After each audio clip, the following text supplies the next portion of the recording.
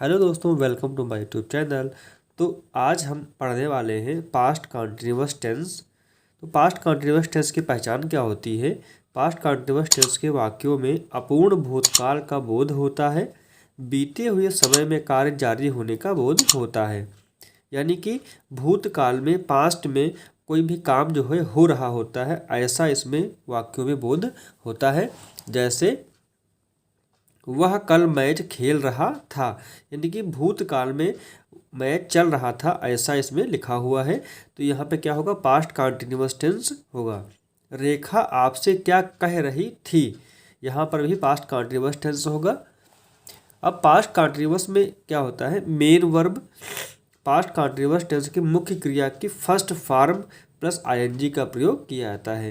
यानी कि वर्ब की जो है, जो मेन वर्ब होती है, उसकी आईएनजी फॉर्म का यहाँ पे प्रयोग करेंगे पास्ट कंटिन्यूअस टेंस में।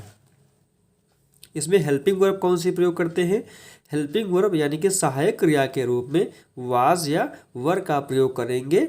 अब हमारे सब्जेक्ट के यानी कि कर्ता के अनुसार, अगर कर्ता सिंगुलर है तो वाज का प्रयोग करेंगे, अगर प्लूरल है यानी कि बहुवचन का है तो वर का प्रयोग करते हैं। यहाँ पे लिखा भी है, सिंगुलर सब्जेक्ट के साथ वाज का प्रयोग करते हैं और प्लूरल सब्जेक्ट के साथ में वर का प्रयोग करते हैं, और आई के साथ में हमेशा वाज का ही प्रयोग करते हैं। तो ये था पास्ट कंटिन्यूअस टेंस के बारे में कुछ बेसिक जानकारी। अब आते हैं पास्ट कंटिन्यूअस टेंस के अफर्मेटिव सेंटेंस कैसे जो है बनाएंगे, इनका अनुवाद कैसे करेंगे हिंदी से इंग्लिश में, और इसकी क्या पहचान होती है और इसके क्या नियम होते हैं, तो इसकी हम पूरी जानकारी आपको यहाँ पे देंगे। तो सबसे पहले बात करते हैं पहचान की, कि कैसे पहचानेंगे कि अफर्मेटिव सेंटेंस है ये पास्ट कंटिन्यूअस टेंस का या नहीं है। तो इसमें क्या होता है, वाक्य के अंत में रहा था, रही थी, रहे थे आदि शब्द आते हैं। इसके रूल्स क्या है, सबसे पहले सब्जेक्ट लिखते हैं, उसके बाद हेल्पिंग वर्ब वाज या वर का प्रयोग करेंगे, जो मैंने अभी पहले बताया है। मेन वर्ब की आईएनजी फॉर्म लगाएंगे, फिर ऑब्जेक्ट लिखेंगे, उसके बाद अदर वर्ड्स, फिर फुल स्टॉप लगा देंगे। इसका स्ट्रक्चर की बात करें तो सबसे पहले सब्जेक्ट लिखते हैं, उसके बाद वाज या वर का प्रयोग करेंगे सब्जेक्ट के अकॉर्डिंग, फिर मेन वर्ब की आईएनजी फॉर्म लिखेंगे, ऑब्जेक्ट लिखेंगे, उसके बाद अदर वर्ड्स लिख के लास्ट में फुल स्टॉप लगा देते हैं। तो इसी स्ट्रक्चर को देखकर आप नीचे मैं बताने वाला हूँ आपको कि हिंदी से इंग्लिश में अनुवाद कैसे करते हैं। पहला वाक्य लिखा हुआ है, वह पत्र लिख रहा था। यहाँ पे देखिए रहा था, पास्ट टेंस की बात हो रही है, कौन सी, कंटिन्यूअस टेंस, उसमें भी अफर्मेटिव सेंटेंस की बात हो रही है। तो यहाँ पे सबसे पहले क्या लिखना होता है, सब्जेक्ट। सब्जेक्ट यहाँ पे वह है, तो वह का लिए होता है ही, फिर वाज या वर का प्रयोग करेंगे। ही हमारा सिंगुलर सब्जेक्ट है, यहाँ पे वाज का प्रयोग करेंगे, ही वाज। फिर लिखना होता है राइट, वो मेन वर्ब है लिखना, और इसकी आईएनजी फॉर्म हो जाएगा राइट, राइटिंग, WRITING, राइटिंग। पत्र, राइटिंग एक पत्र लिखता है तो a letter, LETTER, letter. He was writing a letter, वह पत्र लिख रहा था। मैं गाना गा रहा था, तो मैं यहाँ पे है सब्जेक्ट, मैं के लिए प्रयोग होता है आई। मैंने बताया है कि आई के साथ में हमेशा वाज का ही प्रयोग करते हैं, तो आई वाज। गाने की क्या होती है, सिंगिंग, SINGING,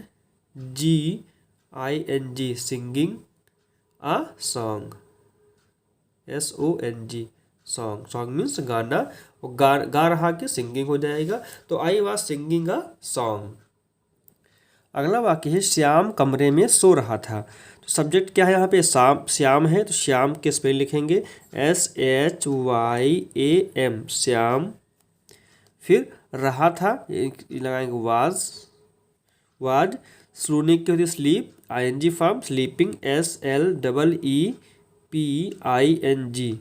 स्लीपिंग।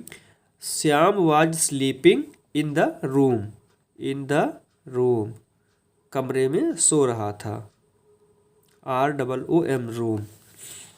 लड़के मैदान में खेल रहे थे, तो लड़के द बॉयज़,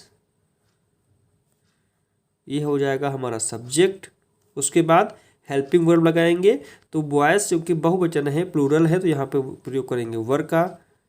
द बॉयज़ वर, खेलने की होती है play, I N G form playing, PLAYING playing, in the field, मैदान में, in the field, FIELD field. The boys were playing in the field. तुम कहानी सुन रहे थे। कर्ता के यहाँ पे क्या है, तुम, तो तुम के लिए होता है YOU। अब यू हमारा है प्लूरल, इसके साथ में यूज करेंगे helping verb were, you were. सुनने की होती लिसन, ING फॉर्म हो जाएगी लिसनिंग, LISTENING लिसनिंग। कहानी to the story, to the story, STORY। You where listening to the story. वह नाच रहा था, तो वह के लिए यूज करेंगे ही, तो he was dancing, DANCING dancing, he was dancing. वे परीक्षा की तैयारी कर रहे थे, तो वे के लिए प्रयोग करेंगे कर्ता हमारा सब्जेक्ट है, तो दे, THEY दे। दे कैसा करता है, प्लूरल है, बहुवचन का है, तो इसके साथ में हेल्पिंग वर्ब लगाएंगे वर, दे वर। तैयारी प्रिपेयर, ING फॉर्म लगाएंगे preparing, PREPARING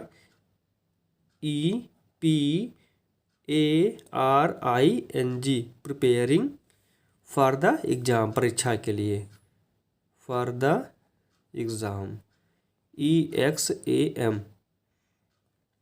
they were preparing for the exam. वह गणित के प्रश्न हल कर रहा था, तो वह के लिए आएगा ही कैसा है, सिंगुलर है, तो हेल्पिंग वर्ब लगाएंगे वाज, ही वाज। हल करने की solve, ING form solving, SOLVING solving.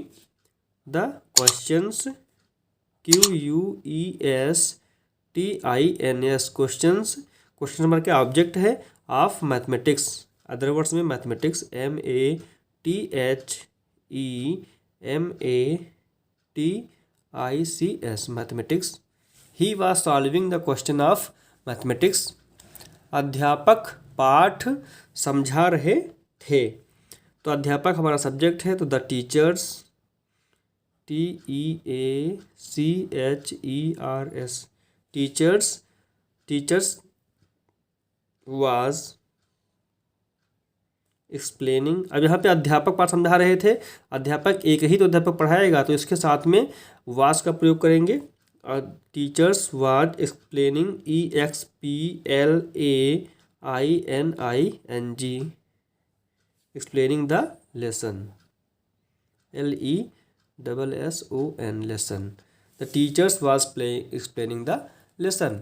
तुम रेलगाड़ी का इंतजार कर रहे थे, तुम के लिए प्रयोग करेंगे यू हमारा हो जाएगा सब्जेक्ट। अब सब्जेक्ट यू कैसा है, प्लूरल है, तो इसके साथ में वर का प्रयोग करेंगे। यू वर वेटिंग, इंतजार करने की क्या होता है, वेटिंग हो जाएगा, WAITING waiting. You were waiting for the train, TRAIN train. You were waiting for the train. तो ये थे हमारे पास्ट कॉन्टिन्यूअस टेंस के अंतर्गत अफर्मेटिव सेंटेंसेस, जिनको बनाना बहुत ही आसान है। अगर आपने ये रूल सीख लिया है, यहाँ पे स्ट्रक्चर आपको पता है, ये सब्जेक्ट लिखेंगे, फिर वाज या वर लिखेंगे सब्जेक्ट के अकॉर्डिंग, फिर मेन वर्ब की ING फॉर्म लगाते हैं, उसके बाद ऑब्जेक्ट, उसके बाद अदर वर्ड्स लिखते हैं। अगर आपको ये स्ट्रक्चर पता है तो आप continuous tense, past continuous tense का अफर्मेटिव सेंटेंसेस का अनुवाद हिंदी से इंग्लिश में बहुत ही आसान तरीके से कर सकते हैं। दोस्तों, उम्मीद करता हूं कि ये वीडियो आपको समझ में आया होगा। अब अगर आपका अभी भी कोई डाउट है तो कमेंट सेक्शन में आप पूछ सकते हैं, आपकी निश्चित ही हेल्प की जाएगी। अगर वीडियो पसंद आया है तो वीडियो को लाइक कर दें और अपने दोस्तों के बीच इसको ज़्यादा से ज़्यादा शेयर कर दें, ताकि उनको भी इसका लाभ मिल सके। चैनल पे नए हैं, वीडियो पहली बार देख रहे हैं, तो चैनल को सब्सक्राइब कर लें, पास में जो बेल आइकन है उसको भी प्रेस कर लें, ताकि जब भी मैं नया वीडियो डालूं तो उसका नोटिफिकेशन आपको सबसे पहले मिल सके। थैंक्स फॉर वॉचिंग, मिलते हैं नेक्स्ट वीडियो में। Bye bye and take care.